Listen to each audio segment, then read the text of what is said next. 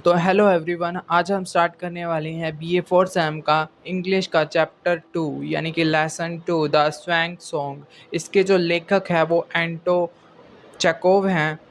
इन्होंने एक बहुत ही बेहतरीन प्ले लिखा है और ये बहुत ही इंटरेस्टिंग है। इसमें एक मेन करैक्टर है जिसका नाम स्वीय लोविडोफ है। मैं जानता हूँ कि इसका नाम काफ़ी डिफरेंट है। क्लोन यानी कि एक जोकर है वो मेन करैक्टर। वो प्ले करता है, स्टेज पर परफॉर्मेंस दिखा देता है और लोगों को हंसाता है। इस प्ले में जो स्वीय लोविडोफ है वो 68 वर्ष का है और उसको अपने एक्टिंग करियर में 45 ईयर हो चुके हैं।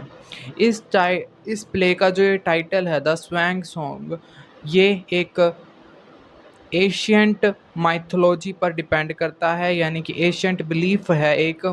वो क्या बिलीफ है?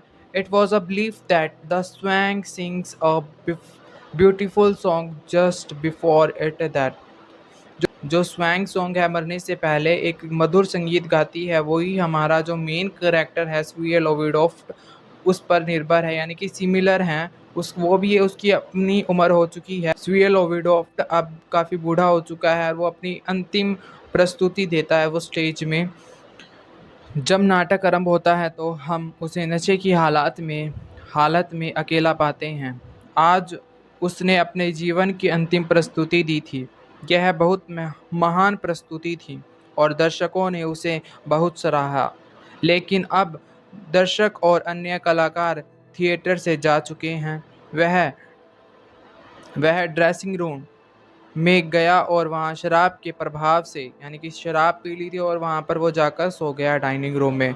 अब वह जाग गया और अपने अकेलेपन पर अफ़सोस कर रहा है।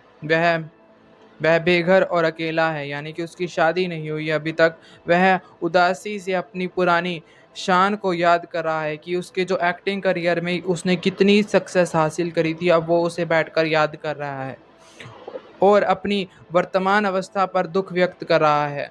यानी कि जो उसने पीछे सक्सेस हासिल की थी उसे देख रहा है और वो उसकी जो आज सिचुएशन है उसे देख रहा है। निकिता इवांची उसी थिएटर में उत्प्रेरक है, यानी कि साइड प्लेयर है, यानी कि अगर वो कुछ भूल जाता है तो वो साइड का काम करता है। वह भी बूढ़ा और अकेला है।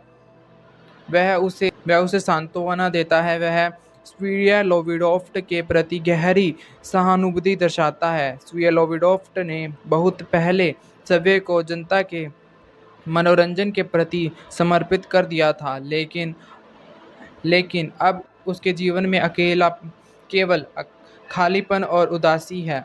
वह कहता है, मैं असहाय हूँ। यह कथन उसके बुढ़ापे में उसकी निराशा और उदासी को बढ़ाता है। जब उसका करियर एक्टिंग का जीवन उच्च शिखर पर था, यानी कि वो अपने फुल सक्सेस पर था, तब एक औरत को उसे प्यार हो जाता है। विया लोविडोफ्ट ने उसके सामने शादी का प्रस्ताव रखा, मगर उसने उसे शादी करने से इनकार कर दिया। उसने शादी के लिए यह शर्त रखी कि वह एक्टिंग का जीवन छोड़ दे। वह एक एक्टिंग से वह एक एक्टर से प्यार तो कर सकती थी, मगर उसकी पत्नी नहीं बन सकती थी। ऐसा इसलिए था कि उस समय एक्टिंग स्टेज एक्टिंग को एक निम्न व्यवसाय माना जाता था। स्टेज एक्टरों या स्टेज कलाकारों को केवल अमीर लोगों का मनोरंजन करने वाला माना जाता था। जब स्वीडी लॉफ्ट इन बातों के बारे में सोचता है तो वह बहुत उदास हो जाता है। वह निकिता इवांची से अपनी अकेलेपन के बारे में बात करता है, मगर निकिता भी उसी की तरह बूढ़ा और अकेला है। उसके पास न तो घर है और न ही कोई देखभाल करने वाला। रात को वह ड्रेसिंग रूम में ही सो जाता है। स्वीडी ड्रोफ्लोफ्ट को एक प्रसिद्ध एक्टर के रूप में अपना अतीत का जीवन याद आता है। वह शेक्सपियर के नाटक किंग्स लियर की पंक्तियाँ बोलता है। वह निकिता से कहता है कि वह इस नाटक के पात्र मस्करे का अभिनय करे। निकिता मान जाता है और मस्खरे के पाठ की कुछ पंक्तियाँ बोलता है।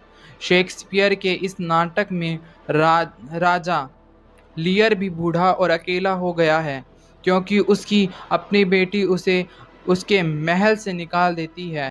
खाली स्टेज जीवन की निरर्थकता को दर्शाता है। इसी तरीके से ये हमारा जो प्ले है, जिसके जो लेखक हैं एंटो चेकोव, इन्होंने बहुत अच्छा बेहतरीन प्ले लिखा। और यहाँ पर हमारा ये प्ले समाप्त होता है। Thank you for watching my video. अगर पसंद आए आपको तो ये लाइक करना और शेयर करना अपने दोस्तों के साथ, ताकि उनकी भी हेल्प हो सके।